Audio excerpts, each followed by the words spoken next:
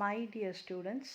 I am Mrs. N. Nagapushpam, Assistant Professor of English, Arunmigo Padaniyandar Arts College for Women, Chinnakalimattur, Padani.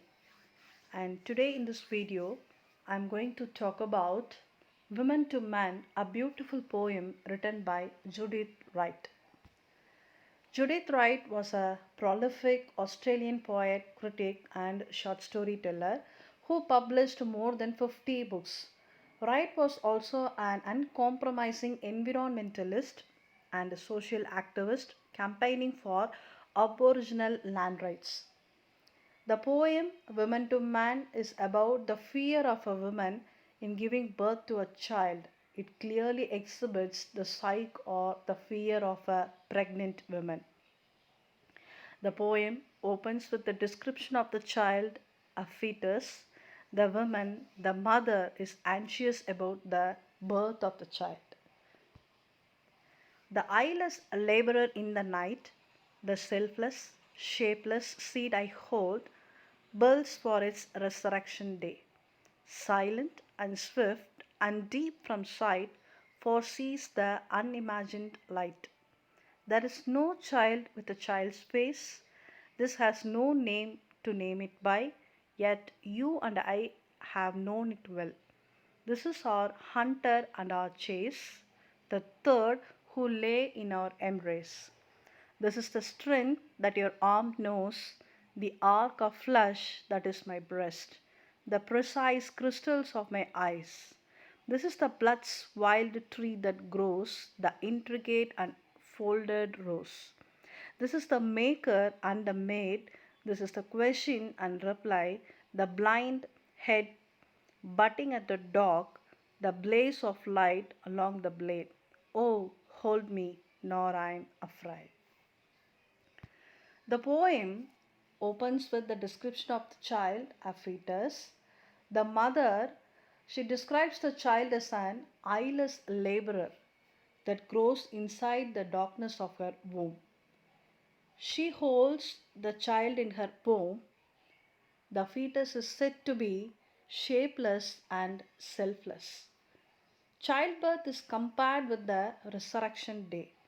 The child is safe, silent, and swift inside her womb. It is enthusiastically expecting to see the world or the light inside its mother's womb. And what's the expectation of the mother? The child, according to the mother, is no child with a child's face. This might refer to the identity crisis of aborigines in Australia or could plainly mean that the mother is unaware of the gender of the fetus. They, the woman and her husband, have not yet named the child. They both exist with the hope that the child would bring into their lives. They call the child as their hunter and their chase. The child to be born would become the third member of their family. The child is the product of the strength of the man and the flesh of the breast. The child is said to be the crystal of their eyes, meaning their hope and faith of their posterity or future. The child is compared with an intricate rose. The child gives them paradoxical notions of their life in future. The child is considered as the question and answer and as a maker and a mate. This is the strength that your arm knows, the arc of flesh that is my breast, the precise crystals of our eyes. That is the blood's wild tree that grows, the intricate and folded rose. And by last, the author concludes that the fear of the mother is open in the poem. Being optimistic about the child's future, the poem culminates or concludes with a note of fear. The mother shudders at the thought of the child's head bursting out of her womb to see the light reflected by the blade. This threat metamorphically informs us about the mother's fear as aborigine who suffers the worldly life once being exposed to reality. Thank you.